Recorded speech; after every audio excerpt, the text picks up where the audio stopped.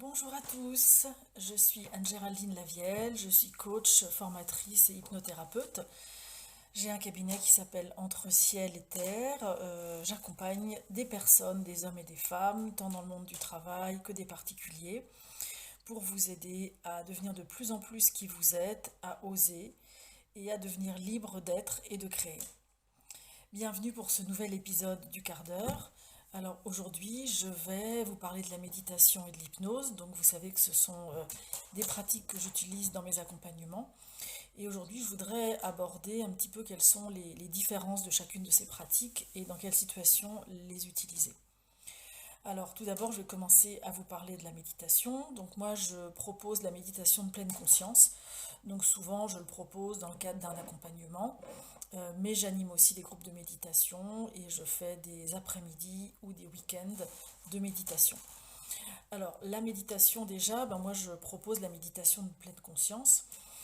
C'est une méditation qui permet de revenir dans l'instant présent, qui permet de se reconnecter à soi et qui permet de façon très intentionnelle de sentir ce qui se passe dans son corps, de se libérer quelquefois de notre mental qui peut être un petit peu prégnant et de revenir vers son corps pour ressentir les sensations physiques. C'est une méditation dans laquelle on apprend à ne plus se juger, à être bienveillant avec soi et à écouter nos émotions et nos sensations. Souvent, effectivement, nous sommes pollués par notre mental ou par des émotions comme la culpabilité qui nous empêchent vraiment d'être bienveillants avec nous-mêmes et de ressentir ce que nous ressentons. Alors moi je pratique la méditation de pleine conscience. Cette méditation évidemment n'est pas quelque chose de nouveau. C'est une pratique qui est ancestrale. Ce sont les bouddhistes en fait qui la pratiquent depuis plus de 2000 ans. Elle est vraiment beaucoup plus pratiquée aujourd'hui, bien parce que nous en avons tous besoin. En fait, elle a été remise au goût du jour par un médecin qui s'appelle le professeur John Kabat-Zinn du MIT aux États-Unis, qui dans les années 70 avait fait une retraite avec le maître Zen Thich Nhat Hanh et il avait comme projet en fait de faire des recherches scientifiques pour démontrer les impacts de la méditation. Et donc c'est ce qu'il a fait. Ça lui a pris quand même plus de 20 ans ces recherches et il a prouvé scientifiquement qu'en pratiquant la méditation à peu près 20 à 40 minutes par jour, au bout de 8 semaines, on pouvait ressentir déjà des premières améliorations, notamment augmenter le niveau de concentration, augmenter sa créativité et avoir des émotions beaucoup plus positives. Donc il a créé un processus qui s'appelle MBSR et MBCT qui permet en 8 semaines de pratiquer cette méditation. Voilà un peu pour la petite histoire. Alors c'est la méditation, je dirais que c'est une pratique qui est intéressante à pratiquer sur le long terme. C'est un petit peu comme une hygiène de vie. Je dirais comme vous allez tous les jours prendre votre douche ou vous laver les mains, eh bien une séance de méditation c'est destiné à se désengluer, se débarrasser de tout ce qui nous pèse intérieurement. Ça peut être des pensées, comment dire, automatiques ou récurrentes. Les pensées automatiques, ça peut être par exemple, je m'oblige par exemple tous les jours à faire le ménage chez moi parce que voilà, j'ai une petite voix qui me dit qu'il faut le faire. Des pensées récurrentes, ça peut être par exemple des pensées un peu obsessionnelles. Je m'inquiète toujours pour les mêmes personnes, pour la même situation et je n'arrive pas à en sortir. Donc ça permet déjà de se libérer, on va dire, du mental, mais le mental négatif, c'est-à-dire le mental de notre ego, qui nous entraîne vers des interprétations, des projections, des suppositions, en général qui voient les choses assez négativement. Donc ça c'est vraiment pour le mental, pour l'hygiène mentale. Ensuite pour l'hygiène physique, eh bien, c'est aussi se débarrasser de nos tensions. Nous avons tendance à accumuler pendant la journée des tensions parce que nous pouvons vivre des situations qui génèrent du stress ou pour lesquelles nous allons nous sentir agressés. Voilà, et si nous gardons ces tensions en nous, notre corps se rigidifie, devient très tendu justement. Et donc l'idée de la méditation, c'est d'apprendre à relâcher ces sensations physiques par la respiration. Voilà, donc c'est aussi une pratique, on peut pratiquer la méditation de plein de façons différentes, qui permet justement de détendre le corps. Et puis comme tout est lié, on peut aussi nettoyer nos émotions. Hein, donc nos émotions aussi, nous avons tendance à les stocker. Moi je prends toujours l'image d'un grand vase, hein, c'est comme si vous aviez un vase ici à l'intérieur de vous. Et donc au fur et à mesure de la journée, du temps, vous allez stocker des émotions. Toutes les émotions ne sortent pas tout de suite au moment où on les ressent, surtout si on a appris à bien les contrôler.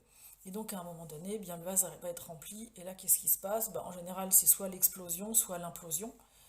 L'idée de la méditation, c'est justement de façon régulière de nous permettre d'accueillir les émotions, c'est-à-dire de nous autoriser à les ressentir et à les laisser circuler dans notre corps pour laisser circuler en fait cette énergie, puisque l'émotion c'est toute énergie. Et donc vous voyez bien que tout est lié parce que si j'ai des pensées négatives, je vais générer des tensions dans mon corps et donc je vais accumuler des émotions négatives aussi et donc à un moment donné, je vais ressentir un mal-être, ça ne va plus aller. Alors plutôt que d'attendre de ressentir ce mal-être justement, l'idée de la méditation c'est vraiment une pratique régulière, donc ça se fait vraiment sur le long terme pour pouvoir apprendre à mieux sentir son corps, à se débarrasser des pensées négatives et à gérer ses émotions. Alors après, on peut l'utiliser aussi en séance. Par exemple, une personne qui est en proie à l'anxiété ou au stress, souvent je propose un petit moment de méditation. C'est très adapté pour les personnes qui ont du mal à lâcher prise, puisque dans le lâcher prise, il y a notre ego qui nous parle dans la tête. Et donc, même si des fois on voit bien que ça ne va pas, qu'on n'est pas en contact avec la réalité, on peut avoir du mal à lâcher prise. Donc la méditation est aussi une très bonne pratique pour permettre de lâcher prise. Alors, comment pratiquer? L'idéal, je dirais, c'est de vous faire un petit endroit chez vous. Ça peut être dans votre chambre à coucher, dans votre bureau, où vous allez avoir par exemple un coussin de méditation ou un petit banc de méditation. Vous allez mettre peut-être une bougie, une image que vous aimez bien. Et puis il y a souvent des très beaux textes qu'on peut lire avant de pratiquer de la méditation. Donc moi j'aime bien par exemple les livres de Thich Nhat Hanh, voilà, j'aime beaucoup. Il a aussi écrit des textes pour la méditation, il a écrit des poésies, voilà, je trouve que ça fait beaucoup de bien de lire ces textes. Et donc, c'est de pratiquer. Alors évidemment, cette pratique, elle s'entraîne, c'est un entraînement de l'esprit, comme vous faites du sport. Là, on va entraîner notre esprit. L'idéal, c'est de le faire au moins une fois par jour. Si vous pouvez, le matin, voilà, au réveil, quand vous n'êtes pas encore trop parti dans le rythme de votre journée. Vous pouvez faire des pauses aussi pendant la journée, donc des micro-pauses. Ça peut être des fois 4-5 minutes de respiration, méditation. Et puis, il n'y a pas que la méditation assise, il y a aussi la méditation allongée. Donc ça se pratique très bien le soir avant de s'endormir. Vous allez voir, vous allez passer une super nuit de sommeil. Après, il y a aussi la méditation marcher. Vous pouvez très bien, en ralentissant un petit peu vos pas, marcher et méditer en même temps, puisque cette méditation, c'est vraiment un état intérieur où on va inspirer, expirer et revenir dans notre corps. Laisser les tensions descendre et revenir dans notre corps. Après, on peut aussi méditer en mangeant ou en buvant, puisqu'encore une fois, c'est un état d'être qui se pratique dans la vie quotidienne, quoi. Donc l'idée, évidemment, c'est de pratiquer le plus souvent possible si vous voulez commencer à avoir des résultats. Alors, là, je vous ai parlé de la méditation, et alors, quels sont les points communs et aussi les différences avec l'hypnose? Alors, je dirais que déjà, l'hypnose, moi je vais vous parler d'hypnose ericksonienne, puisque je suis formée en hypnose ericksonienne. Donc, l'hypnose ericksonienne, je vais vous raconter un petit peu aussi d'où elle vient. Donc, elle vient de Milton Erickson, qui est un grand thérapeute. Et en fait, quand il était enfant, il était atteint de la poliomyélite. Et les médecins avaient dit à ses parents, bien certainement, qu'il ne pourrait plus jamais marcher. Et en fait, il a commencé à observer autour de lui les personnes qui marchaient. Notamment, il avait, je crois, un petit frère ou un petit cousin qui était un bébé. Il a commencé à observer, voir comment il marchait, comment il arrivait à passer de la position quatre pattes à la position debout et à marcher. Et en fait, en observant, il s'est auto-hypnotisé. C'est-à-dire qu'à force de regarder ce bébé qui apprenait à marcher, en fait, il a réintégré ses gestes et ses postures. Il s'est mis petit à petit, en se parlant à lui-même, en s'auto-hypnotisant, à bouger ses doigts de pied et puis ses pieds. Et puis finalement, il a pu se remettre à marcher. Alors évidemment, ça peut être considéré comme un miracle, mais après, en fait, il est devenu psychothérapeute, il en a fait son métier. Et donc, dans cette façon de s'hypnotiser, qu'est-ce qu'on peut voir? D'abord, on peut voir que c'est un état modifié de notre conscience. Donc, contrairement à la pleine conscience, la méditation de pleine conscience, où on est en conscience, avec l'hypnose, on va aller dans un état modifié de conscience. Donc, vous êtes un petit peu entre l'éveil et le sommeil. Vous n'êtes pas complètement réveillé ni complètement endormi. Donc, déjà les ondes de votre cerveau vont largement s'abaisser. Dans cet état-là, qu'est-ce qu'on peut observer? C'est que notre cerveau va créer des nouveaux schémas neuronaux. Il va nous permettre de modifier des choses que nous avons mis en place dans notre vie, par exemple des croyances limitantes, des peurs, des blocages, voilà, des choses comme ça. Et donc on voit que dans le cadre de cette histoire de Milton Erickson, il a pu s'auto-hypnotiser pour quelque part se convaincre qu'il était capable de marcher. Effectivement, l'hypnose est très adaptée pour tout ce qui est changement. Vous voulez par exemple apprendre à sortir d'un auto-sabotage avec vous-même. Vous voulez apprendre aussi à mieux vous respecter, par exemple à dire non plus facilement. Vous voulez par exemple vous installer à votre compte et vous avez des peurs. Voilà, dans toutes ces approches-là, dès qu'il y a un changement à mettre en place, vous voulez arrêter de fumer, vous voulez sortir de dépendance, vous voulez apprendre à mieux gérer votre stress. Voilà, tout ce qui nous empêche vraiment d'être nous-mêmes, toutes les, comment dire, ça peut être des blessures du passé, ça peut être des traumas aussi que nous avons eus. Voilà, et c'est très adapté pour tout ce qui est apprentissage. En fait, l'hypnose, on va se parler à soi-même. Donc moi, quand j'ai une séance d'hypnose avec quelqu'un, je vais faire appel à son inconscient et je vais lui parler de façon très positive. Hein, on dit que l'inconscient, c'est un peu comme un enfant de 7 ans. Donc on va lui envoyer des suggestions. On va lui dire, et si tu étais capable de faire ceci et de faire cela, et imagine que cela arrive, et qu'est-ce qui se passerait après.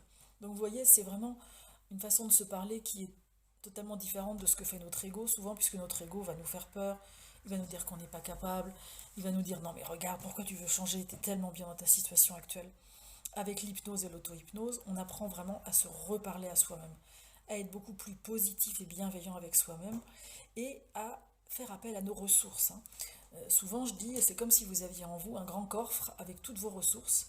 Vous êtes capable de faire plein de choses, d'avoir plein de comportements différents, mais peut-être simplement vous ne les avez pas encore activés, vous ne les avez pas apprises. Donc avec l'hypnose, on va vraiment activer, réactiver ces ressources pour que peu à peu, vous puissiez mettre en place des changements dans votre vie. Et je vois effectivement des personnes qui arrivent par exemple à s'installer à leur compte alors qu'elles avaient une trouille bleue de quitter leur emploi salarié et de ne plus avoir de salaire tous les mois. Je vois aussi des personnes qui mettent en place des changements dans leur vie, qui déménagent, qui trouvent un nouveau travail, qui acceptent, comment dire, une proposition qui au départ leur faisait peur.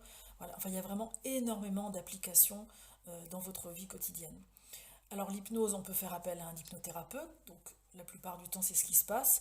Après, vous pouvez aussi l'utiliser pour des choses plus légères dans votre vie, par exemple la gestion du stress, tout ce qui est lié au fait aussi à la relaxation, vous débarrasser de certaines croyances limitantes, voilà, ça c'est tout à fait possible aussi. Donc moi je propose des séances en individuel et aussi je propose chaque année en mars-avril une formation à l'auto-hypnose pour que vous puissiez apprendre à utiliser cette pratique pour vous-même, mais aussi par exemple pour vos enfants, pour les aider à mieux s'endormir, à avoir plus confiance en eux à l'école. Il y a vraiment des applications très très simples pour lesquelles vous pouvez utiliser cette méthode de l'hypnose et de l'auto-hypnose. Voilà, donc je dirais que ces deux méthodes sont très complémentaires. La méditation, c'est plutôt une pratique long terme pour vous permettre de vous libérer de votre ego, de votre mental, de vous reconnecter à vous-même et puis de, comment dire, de vous sentir mieux dans votre corps, mieux avec vos émotions. L'hypnose, vous l'utiliserez plutôt pour mettre en place un changement à l'intérieur de vous, dépasser des peurs, des blocages, des croyances limitantes, vous libérer aussi de blocages émotionnels. Voilà, l'hypnose est très adaptée pour ça. Donc si vous sentez que cela peut vous concerner, si vous avez des problèmes d'anxiété, de gestion du stress, si vous avez du mal à mettre en place des changements dans votre vie, si vous voulez aussi vous libérer de dépendance, que ce soit de dépendance à la cigarette, à la nourriture ou des dépendances affectives, si globalement vous ressentez un mal-être dans votre vie, peut-être aussi parce que vous traversez une période de changement et que justement vous n'êtes plus à l'aise dans ce que vous vivez, eh bien je vous invite vraiment vraiment à pratiquer ces deux méthodes qui sont vraiment très très efficaces dans la durée. Voilà, donc n'hésitez pas à me contacter. Donc je suis Anne-Géraldine Lavielle, mon cabinet s'appelle Entre ciel et terre et je vous recevrai donc à Strasbourg ou à Villevissailles. Voilà, nous arrivons à la fin de cet épisode du quart d'heure. Eh bien, je vous dis à très bientôt. Au revoir.